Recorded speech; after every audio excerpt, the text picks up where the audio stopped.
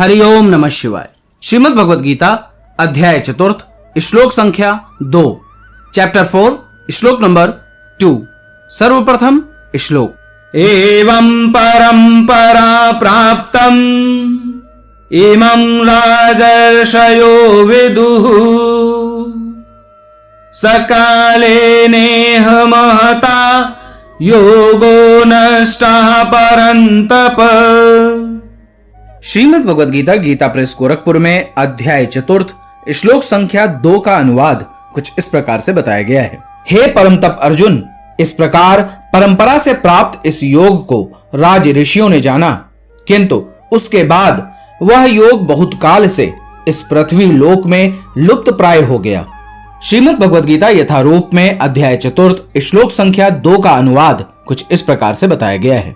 इस प्रकार यह परम विज्ञान गुरु परंपरा द्वारा प्राप्त किया गया और राज ऋषियों ने इसी विधि से इसे समझा, किंतु कालक्रम में यह परंपरा छिन्न हो गई, अतः यह विज्ञान यथारूप में लुप्त हो गया लगता है। श्रीमद् भगवद गीता यथारूप में अध्याय चतुर्थ श्लोक संख्या 2 का तात्पर्य कुछ इस प्रकार से बताया गया है। यहां स्पष्ट कहा गया है कि गीता विशेष रूप से राज ऋषियों के लिए थी, क्योंकि वे इसका उपयोग प्रजा के ऊपर शासन करने में करते थे।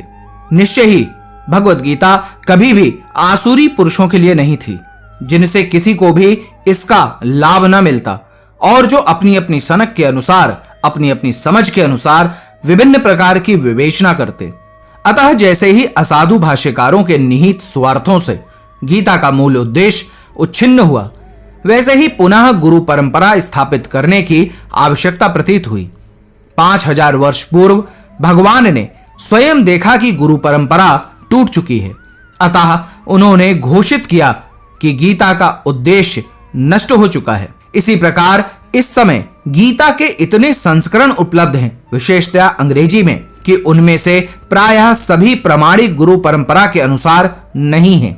विभिन्न सांसारी विद्वानों ने गीता की असंख्य टीकाएं की हैं, किंतु वे प्रायः सभी श्री कृष्ण को स्वीकार नहीं करते, यद्यपि वे कृष्ण के नाम पर अच्छा व्यापार चलाते हैं। यह आसुरी प्रवृत्ति है, क्योंकि असुरगण ईश्वर में विश्वास नहीं करते, वे केवल परमेश्वर के गुणों का लाभ उठाते हैं।